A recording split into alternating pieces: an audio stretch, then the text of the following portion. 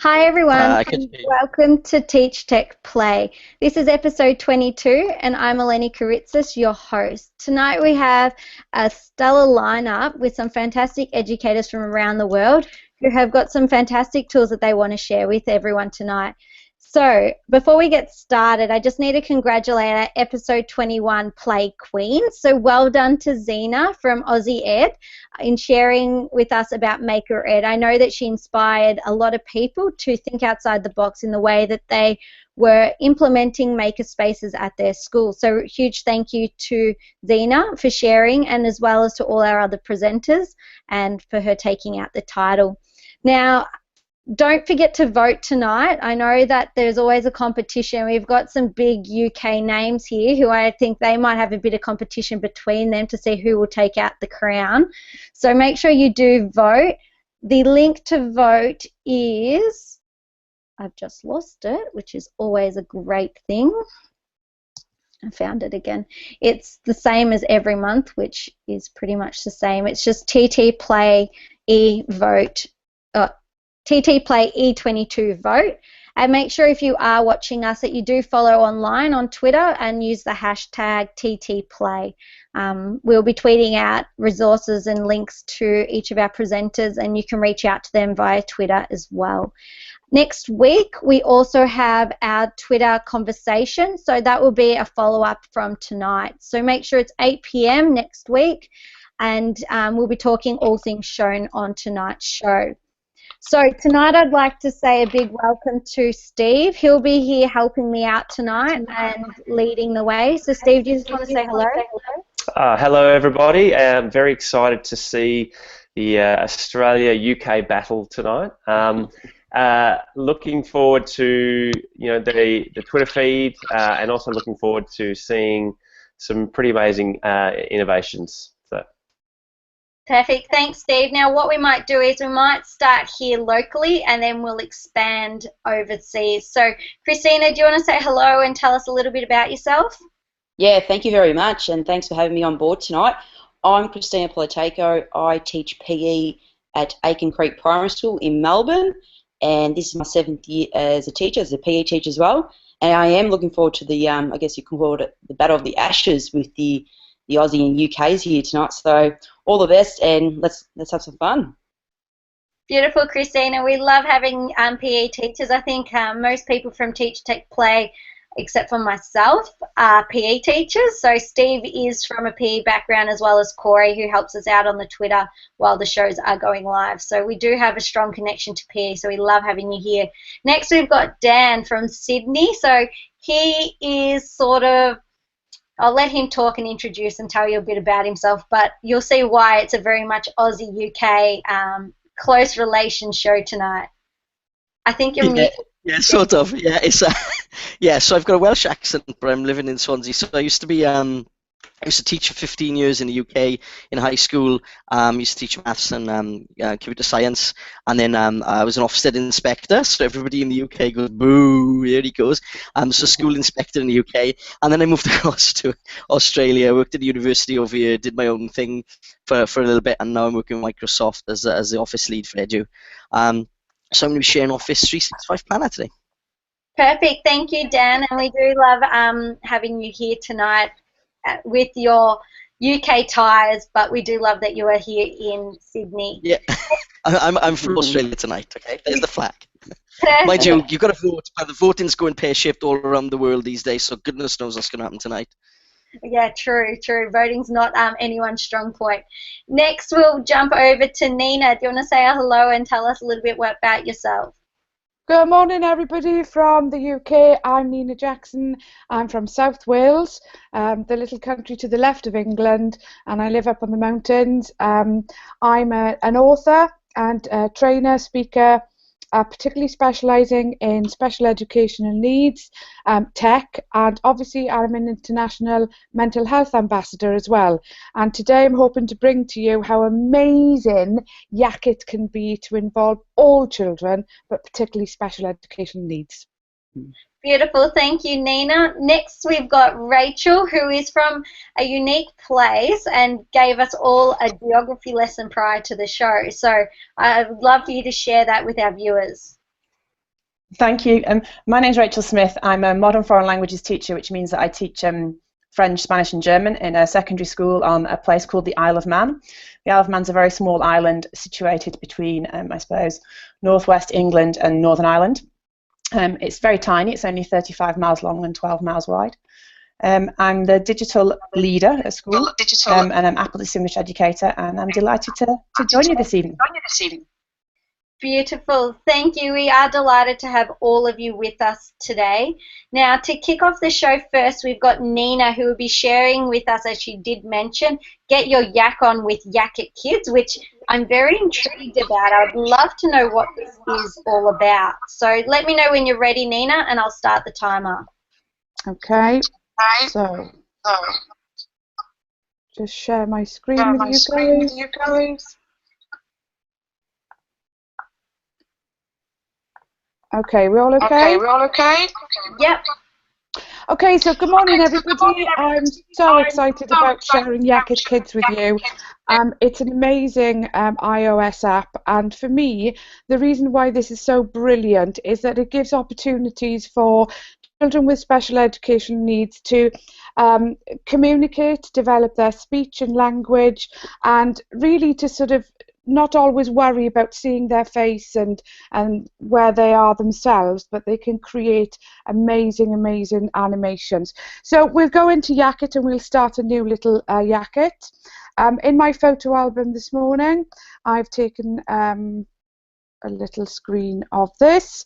You pop it into Yakit, and then you've got choices of adding different mouths. So you can add one that gets the mouth of a person, move it, but today I'll add this one. You can see I can make it smaller or bigger. I'll go to add a nice set of amazing eyes, and I think we'll have some heart ones this morning. You don't have to put these in. Of course, you can make them smaller, make them bigger, entirely up to you. I'll then go into adding some other little features, like some dodgy noses maybe, or some eyebrows. So we'll give it a set of eyebrows. Move that up there. I'm not going to give it a nose because I think it's fine at the moment. So these choices in themselves are great for kids to think about. Now, I do love these additional characters that you can add into Yakit, and you can get them to speak as well. And my absolute favourite is always, I call him Mr. Bacon. So I'm going to add Mr. Bacon in there as well. And I've got other features too, like these special effects. So because today is a very special day, then I think we should have some floating hearts because we're enjoying a connection with Australia. And further down then we have some other things we can put in as well, like maybe give it a set of glasses and move that to be a bit bigger. There we are. Lining it up in itself is a job and a half. So I think I'm quite happy with what I've got there at the moment. So now I'm going to go and record a little 15-16 second introduction. When I tap on the mouth of each different character, so if I tap on that one, you'll see it's talking, that will record, and when I tap on Mr. Bacon, that will record. So we'll give it a little go. Good morning, everybody from South Wales. Hey, Mr. Bacon, how you doing? Hey there, I'm okay, thank you. How are you? I'm so excited to be linking with amazing people at TeachTechPlay. Woohoo! So there I've stopped it, and you can see now on the screen I've got various things I can do. I can change the pitch, so I'll make it really high. Here we go. Save it to camera roll. It will do that really quickly for me because I'm running on my personal hotspot. Generates my video, and then I can go into my photos. I can play the Yakit.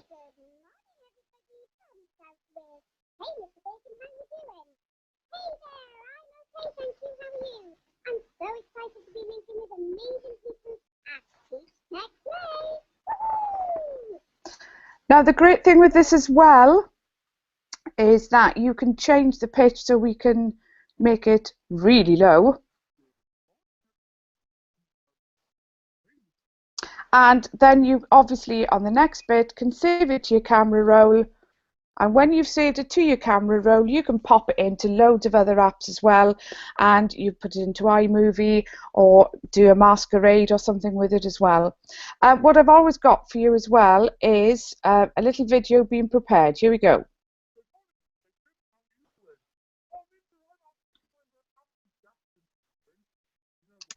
Can you see that, guys?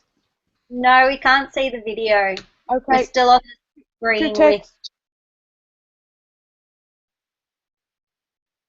Just take this off. Take that off. Screen share.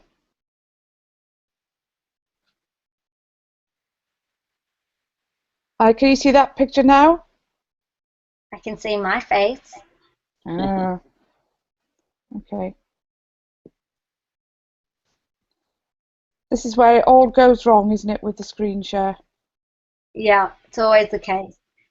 If you've got a little video, we can always tweet it out. Yeah, that'll be absolutely fine, because there's a great video of loads of examples of children doing things as well, which is absolutely fantastic, and I'm delighted with that.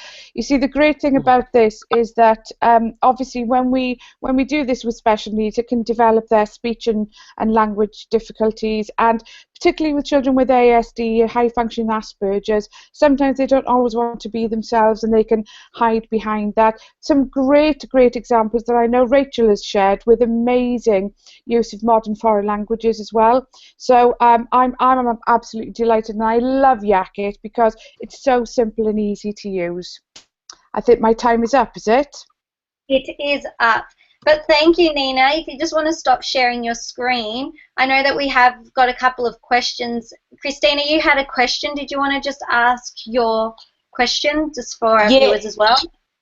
Yeah, just a simple question. Is the app free to use, or is it a paid app? Absolutely free. Yeah, absolutely free. Perfect. That makes it more appealing as well. Yeah, and you can put, normal photographs and stuff in it as well. It's just great. It's so versatile. I love it. Simple, easy, boom shakala, #boom. Nina, is the app only available in iOS, or is it on the Windows Store? I've only used it on iOS, so I'm not really sure, to be honest, but I can find out for you. There's a Yakit and there's a Yakit Kid, but there isn't much difference, to be honest with you. And you can have conversations with people as well. You can link live, so you don't have to just save it to the camera roll. You can just sort of send messages, load it up to Facebook, to Twitter, and yeah, I was first introduced to it a while ago by Joe Dale. And it was great to have an ongoing conversation, not as yourself. Obviously, I could turn myself into somebody really glamorous. And we do love Joe Dale. He's been on the show before, so he's got some great things to share. And I know he's out here in Australia this month as well. So it's great to make those strong connections with the people over in the UK. So huge thank you to Nina for sharing, and we'll be sharing, and we'll find out if the app. And we do think it is available on Android, but we'll just confirm that by the end of the show. So next up, we've got Christina. So Christina will be sharing with us about flipped reflection, which I'm interested to know a little bit more about. So Christina, let me know when you're ready, and then I'll start the timer. Yeah, no worries. I'm just going to share my screen. Let's have a look. Hang on, let's have a look. Are we on? Yep, perfect. Yep. Perfect. Okay, so yes, my name is Christina Polatajko, and a big mention to the Aussie Phys Ed family. Hopefully they're watching and voting as well. I'm going to speak to you about flipped reflections, a bit of a tongue twister. Now, I was inspired by Joel Speranza, who a couple of weeks ago I saw him present on flip feedback, and I thought that was a brilliant idea, but as a specialist teacher, it's a bit hard to do feedback for all students. So I came up with this reflection tool that I was able to connect with my students one-to-one in their own time. And reflection is probably the most crucial part of student learning and development, and it also gives them to reflect in their own time and their own space as well. So what is flip reflection? This is my own definition. is to connect with your students and to allow them to reflect on their learning with you on a personal note and their own time. And I think that the key words here are personal and in their own time, because they see you on the screen, and that for them is really personal for them. They can make that connection, and they can do it in their own time. So they're not being rushed during their lessons that, you know, you've got 5 minutes, 10 minutes to reflect quickly. By doing this type of reflection, again, it just allows them to reflect and to do this in their own time, and also to make that connection with you. So, like I said, it's a good way to connect. They reflect on what they've achieved. It allows them to watch the video over and over again if necessary, so they can pause, they can stop, and it's not rushing the students on their reflection. So as a PE teacher, I would give them a week to reflect, to watch the video, and you must reflect before our next lesson. So how does it look like? So I'm going to show you how I did it. I'm not going to go step by step on how to do it. So just using a keynote presentation, I did a screencast presentation. So I gathered the keynote and then I recorded. So pretty much I started off with congratulations on a fantastic term to physical education, and from the word go I set them a question, is what did you discover? So I'm hoping for the students then to look back at week 1, week 3, week 4, week 5 and so on, to see what they achieved over the time. And then I'll move on to my next slide, and I'll speak about, for example, our first unit, which was on invasion games, and then I was able to break down on what we did. And then again, students can then pause this, and then they can actually see, oh yeah, this is what I did well, this is what I need to work on. They can see me in the corner, even though this video is for the whole class, but for them it's just them and I. So at the moment they're thinking about it, and they're thinking about what they've achieved and what's something they need to work on. Then again, same slide, it's just a different unit. I put the question up, you know, what did you achieve? What did you achieve? What do you need to work on? So as I finished in this video, it only goes for about 2.5 minutes, so it's short and sweet, so the students don't tune out and they get straight to the point. And then I asked them to post their short reflection onto Shobi. So Shobi is just a communication device that our school uses for their digital portfolios, and they then give me their reflection. So how do I know my students have watched this? So most important, you've got to educate them the importance of this type of learning, why you're doing this type of learning. You can't just expect them to get it and understand it and expect them to do it all the one go or at the same time. You've got to set the tone, the expectations, set the culture, and number 3 is so important, that every student reflects and learns differently. And this is why I think this is really powerful, because it's their own time, they do it the way they would like to do it. And here's just a few examples from my Year 6 students, and out of 23 I had 21 students that did this, and you can see examples, different examples of their levels or where they're at, and that just shows me that they did it and that they understand in their own way and they reflected in their own way as well. So yeah, if you would like to watch this reflection, head on to my YouTube page and click on it and just see for yourself how this could work for your classes as well. So I'm just about to stop sharing because I think my time's up as well. Yes, it is. Yeah. Well done. So Thank you. Short and sweet overview of what this can be a really powerful tool for our students and their needs, and it doesn't take long at all to build that real positive connection. And for your students, it just shows them that you care about them and that you make the effort to give them that more of an opportunity. So there you go. Thank you so much, Christina, for sharing with us. It's always great to see how PE teachers find the time to actually get that feedback back to the students. I know it's always hard. You only see them really a shorter period of time than classroom teachers. So great insight into a way that you are providing that feedback to your students. Did any of our other presenters have any questions? I had a comment, Christina. It's so good to see that last week I probably had about 4 staff members who came to speak to me about what Joel showed. So to see how it is applied as a PE teacher and how you've taken it is just brilliant. You know, to see that reflection is so powerful, and it's something that, you know, that we can just leave behind. And I think you just did a brilliant job, so well done. Yeah, absolutely. And I think that's the key. Like, you've just got to make that effort and see which way your students are going to learn and absorb their learning. And there might be a question out there: what happens if they don't have the internet at home, or they can't access this at home? Well, there are always ways. You know, you might have a lunchtime club, a video club. You might speak to the classroom teachers, hey, if there's any free time, can they quickly watch this? Or during your roll call, they can quickly watch it. Again, the videos are short and sweet. They shouldn't be too long, because my belief, they will tune out, and it allows them to then think more about what they want to reflect on, instead of you telling them what they've done. It's their turn to reflect. Perfect. Perfect. Thank you, Christina.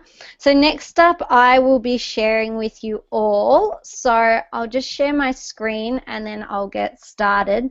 So I'm going to be sharing with you all today the new Google Sites that just got released last week, very recently. So I'll start my timer, I won't cheat.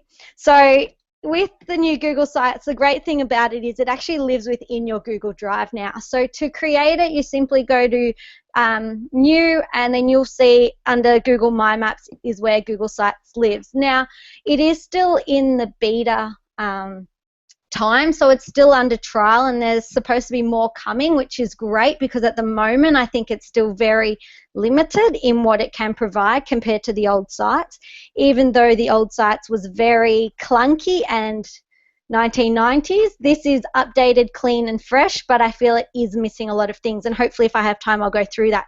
So I'm just going to write TeachTechPlay to name my site. Then I'm just going to write up here. Now it's great because you can change your image, you can upload your own image, or it has a whole gallery of images that you can select here. So I'm just going to select pink, and it adjusts it straight away for readability, which I thought was pretty cool, especially with colors. And when working with students, they always love selecting those colors and fonts that you can't actually see. Now, along the right-hand side, you have three options. You have Insert, where you can insert a range of things from text, images, embedded code, and upload things. You can select things straight from your Google Drive, YouTube, calendars, maps, and including charts, which I thought was pretty cool, since that's a new feature that's also come out in the last couple of months. Another thing along the top, you've got pages where you can add multiple pages, and you've got themes. Now with themes, it's very limited. There are only 3 themes and 3 color schemes that you can select throughout your sites. Now, if you wanted access to this, as I said, it is only in the test mode, so if you have access to your domain, you can request access. I think they've said it's going to be about a year until it's available. The great thing with it is it's easy for students to add things. So you can either go to insert and insert a text box, and then you can write your text. You can also double click where you want something, and you can select a whole range. So I could actually search, so I'm going to search horses, and insert a picture of horses there onto my site. Now, another great feature that I do really like with this, and then it just didn't insert my image, of course, when I want it to, when I'm doing it live, is you can, let me just drag and drop. You can also drag and drop an image in, but you can move your images around. So if you want it to be positioned in the center, to the right, you can adjust that. You can also crop and change the size of your images according to what you want on your site. You can link the images. Something I'm not quite happy with the new sites is in the old Google Sites, you could have pages that were like a blog, so students could have, you know, a little reflection and use Google Sites as their actual blog. So you can only just create Google page, like new pages for it. So I'm just going to write another test here. So then this is my page. If I had another one, I'm just going to name it 2. So it's very slow. Come on, internet. And you can simply drag and move these around where you want them to go. I can make page 2 under a sub page, and they live along the top now, so along here, and you can see how it works. You can also have it on the left hand side here as well. So there are some limitations to it. I've got less than a minute, so I want to just quickly show you what I created earlier. So you can publish it, and if I want to view the published site, you'll see this is just one I created for my class. So I've embedded calendars, images, our timetable. Along the top I've added our maths resources. But as I said, it's still in the early stages. It is very clean and easy to use, but I would like it to have those other features that it is still missing, some more text styles and fonts and those other few little features that make things that little bit more. And I think it really does need that blog option there for kids to create blog posts where it's continuous for a digital portfolio. I think that's one key thing that it's actually missing. But yeah, great to see it, and I hope it's given people out there a little insight to what Google has created. I know it's been years on the waiting list. I know I would have loved to have had it 2.5, 3 years ago, but no, it's great that it's finally here, and it has got that clean, nice feel. And oh, one quick thing, it lives, once you've created the site, it lives within your Google Drive account, so you can see it living there and any changes. So it's quite good in that sense of where it lives. It doesn't live separately. Did anyone have any questions? Has anyone actually fiddled and played with it yet? No, not I got at a all, quick actually. question if you can hear me. Can you hear me? Yeah. What if it lives inside your Google Drive, what happens if you leave?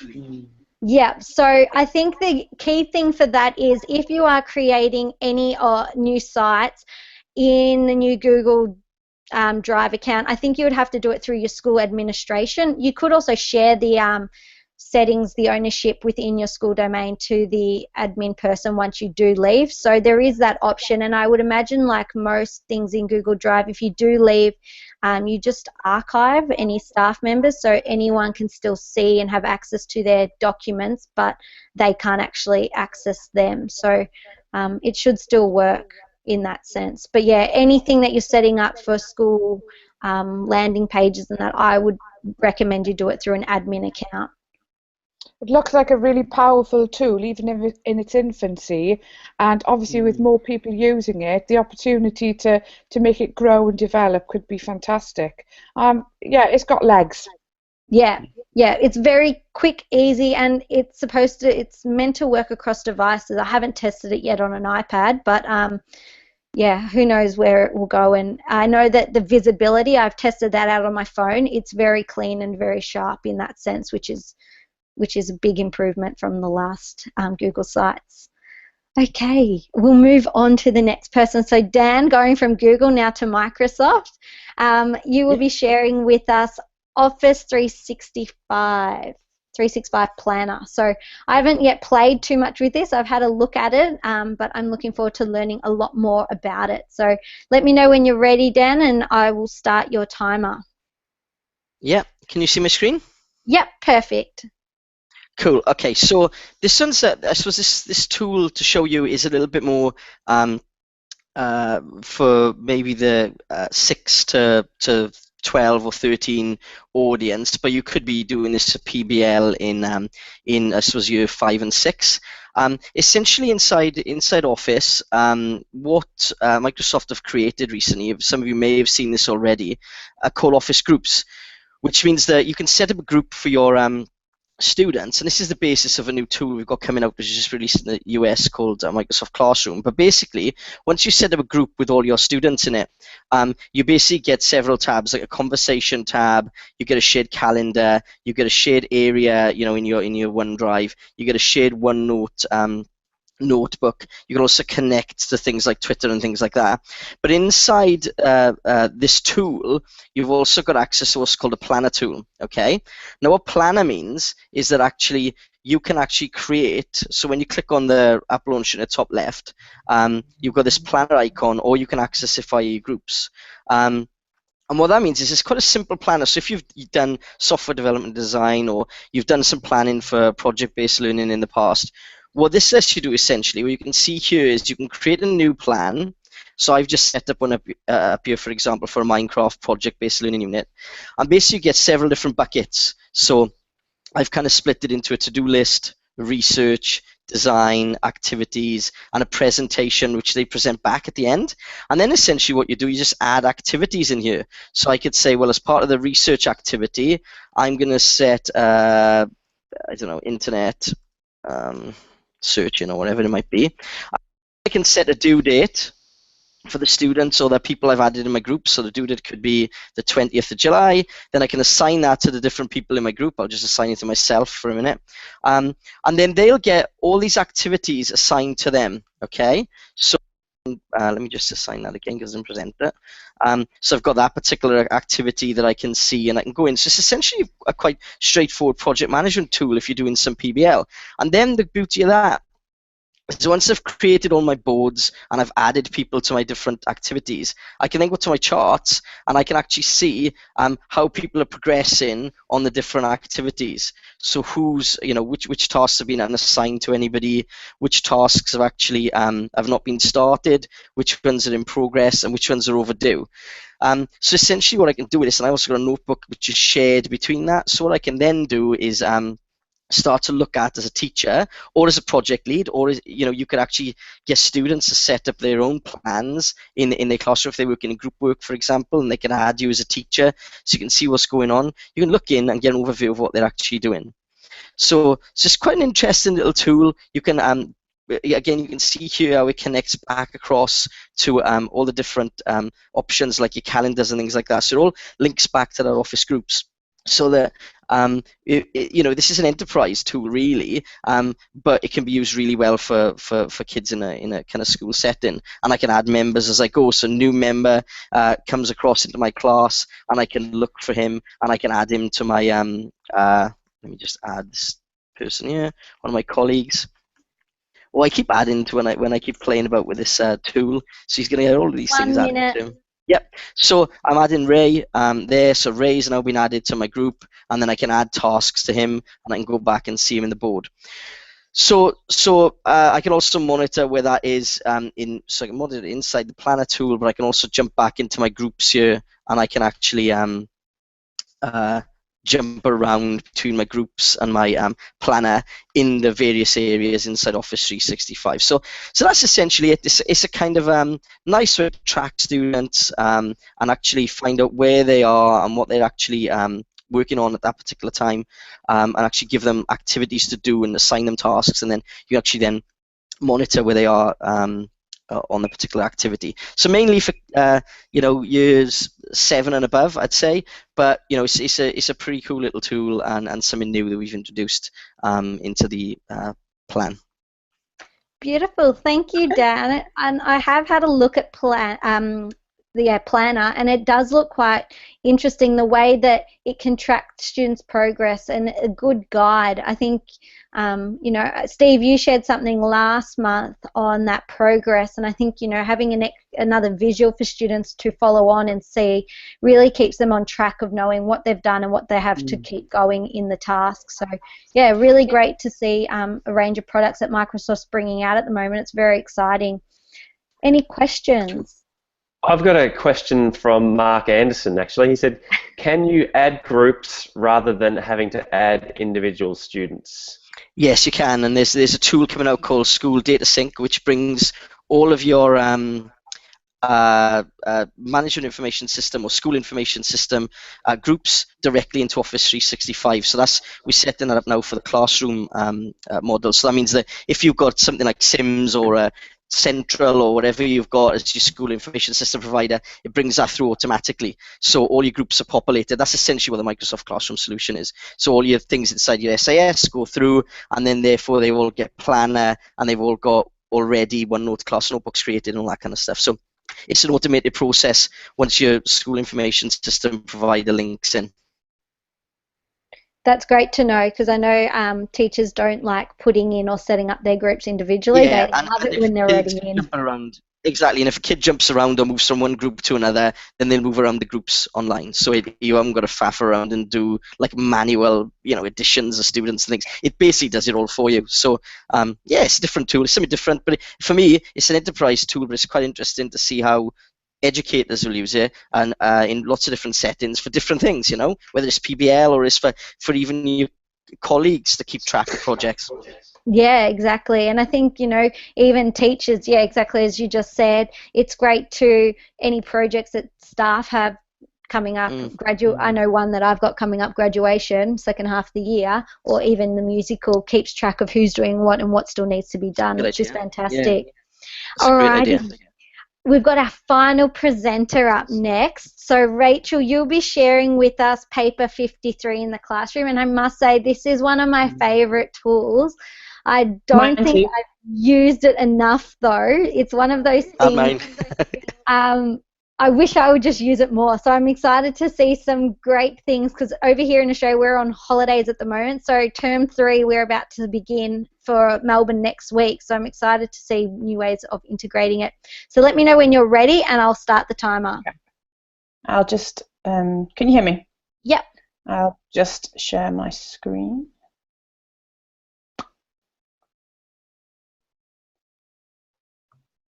You got that? Yep, perfect. Okay, good to go. Right, so I'm going to be looking at one of my favourite apps as well, which is called Paper 53. We use it a lot in my classroom. It's just had an update, so it looks slightly different if you haven't been into it recently.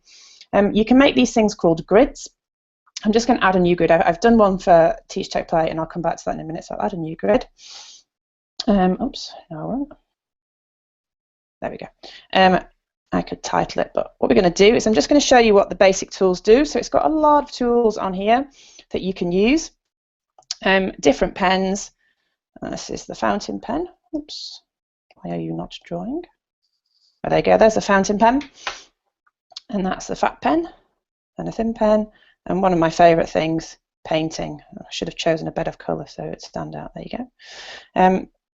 As you slide along, you've got another tool that allows you to draw shapes. So you can freehand the shape and it makes it into a shape for you. And if you tap the next tool along, it allows you to fill that shape. And the scissors allow you to cut something out and throw it out.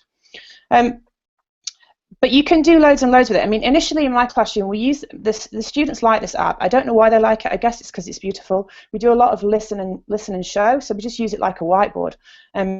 So I can say something in French and they have to draw a picture, or they'll have to write a word and they'll just have to show me. But there are loads of other ways that you can use it, and I just did a little presentation so that we can run through a few of them. So hopefully, here we go. So one of the things that you can do is you can make flow diagrams and storyboards. You can draw like a little square. Hopefully, I'll edit that. You can go to your ruler tool and you can draw a square and you can write in that. You can obviously make that into flow diagrams and add pictures, and you can make storyboards, so you can storyboard for your any piece of work, particularly if you're making a film or some sort of speaking activity in languages we would use it for. One of the things that I really like is that you can actually take a photograph and you can highlight the photograph. So if I edit this, one of the things that I can do, oh, I wonder if I can do it now. I've done it already. One of the things you can do, I've done it with Manan down here. This is our boat. This is our fast cat. I'll just draw this one here. And can you see that the boat kind of stands out? So you can highlight certain sections of your picture to make them stand out even more. And of course, you can draw on it. You know, I could write sky, for example, up here. And that's great for kids if you give them maybe particularly in languages, again, I can give them a photograph and I can get them to write as much as possible about that photograph in a foreign language.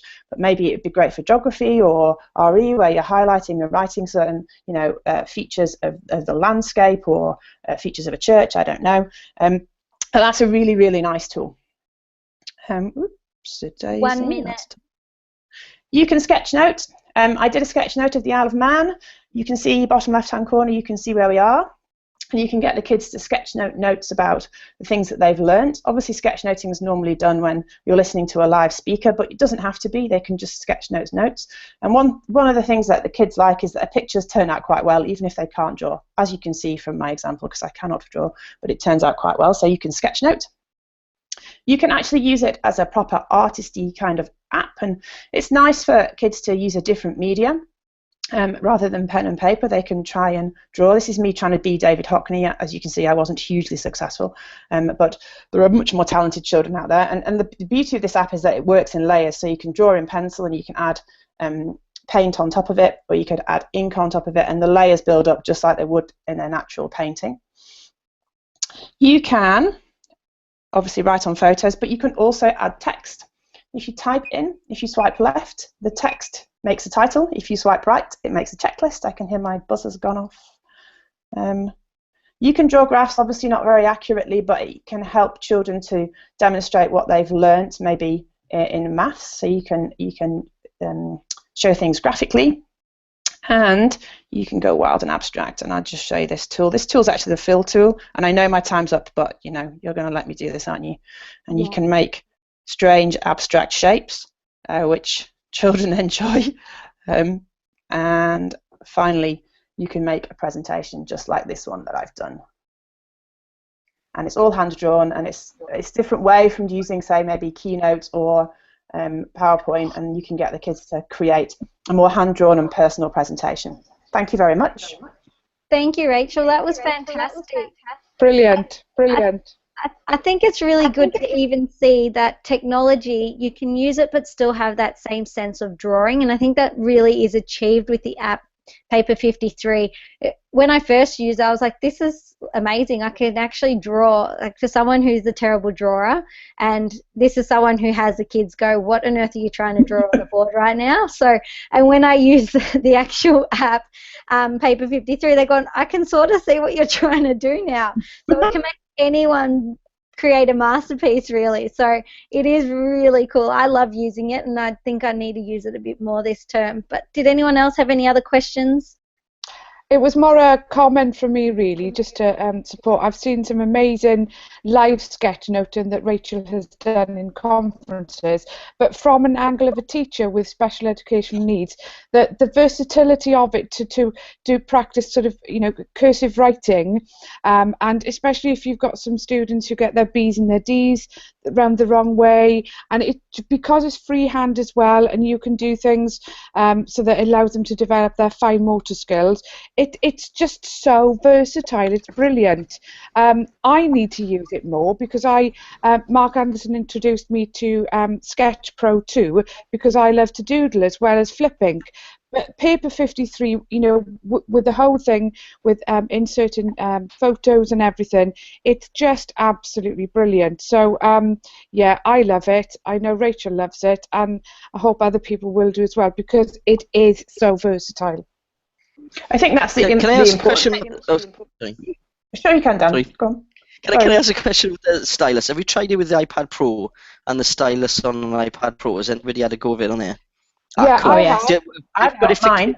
If the kids don't have a stylus at the minute, because I know that's what I used to use it. Well, you'd go on it.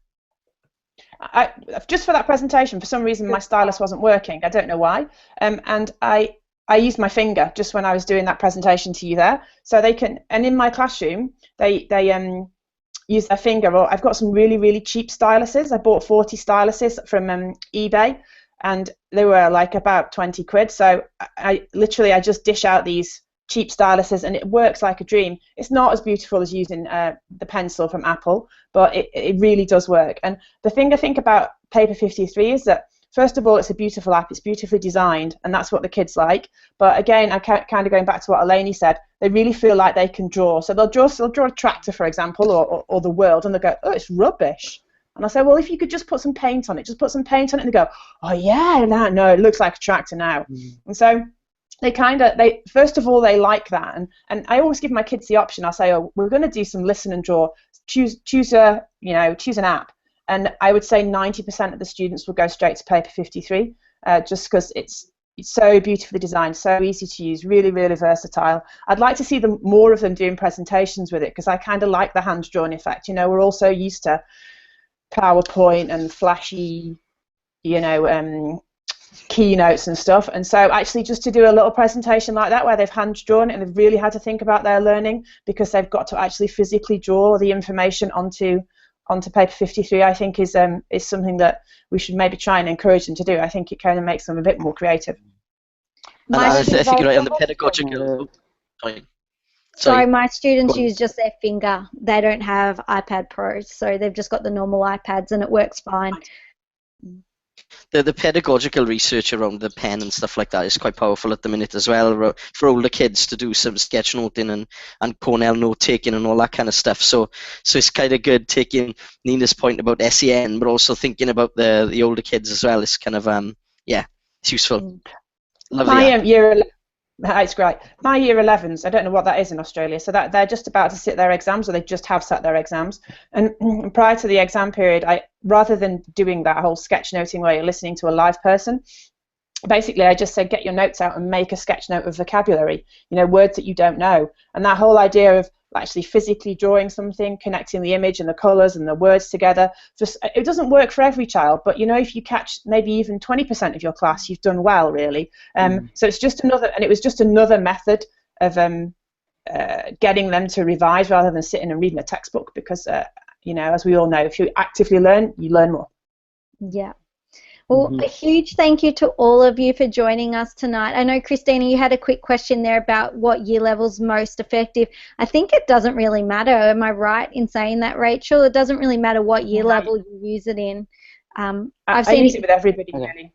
Yeah, I've seen it used with preps. The drawings that they can create generally are better than what I think I could even create sometimes. So it is quite amazing to get them to draw their thinking rather than write it sometimes, especially in those early years of primary years. So before we do end, I just want to share the link out to vote. So make sure you do vote for your favourite presenter today. I know that it is fantastic having you all on here. There were some great tools shared and some great ideas that everyone could take back to their classroom. Keep following us on Twitter as well and using the hashtag. And I hope that you can all join us as well next week on Monday night at 8 p.m. Australian Eastern Standard Time. That's 11 a.m. London time and 10 p.m. New Zealand time. For our Twitter conversation, where we'll be able to chat more through Twitter on everything that was shared on tonight's show. Now, before we go, I know, Steve, you've got something you would just like to quickly share with everyone. Yes, thank you very much, Eleni. Last week I launched something called Co-Learn Meetup, which can everybody see my screen? Yep. Okay, so Co-Learn Meetup is Melbourne-based at the moment, but basically it is a community looking at ways we can positively impact education, and it is a combination of face-to-face, of teachers coming together in the hope of working together across schools on little projects. So if you're looking at it, the way I look at it is looking at, we have gym buddies to motivate us to work on getting to the gym, and Co-Learn is for us, something to help you with innovation as in your school, like a critical friend. So if you are Melbourne-based and you are interested, please check out the website colearnmeetup.com. And on there we have our first event, which is on the 13th of July, and there's also a Slack community which is open to anybody.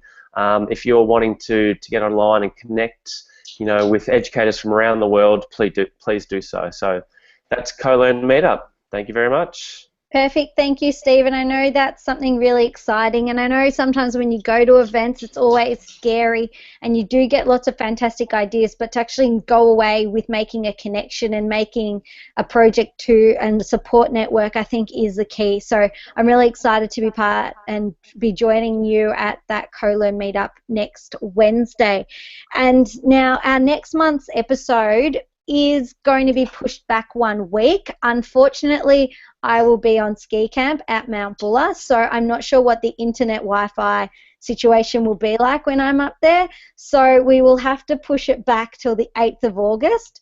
So I look forward to seeing everybody on the 8th of August, not the 1st, because I will be enjoying myself up at the snow, which will be nice.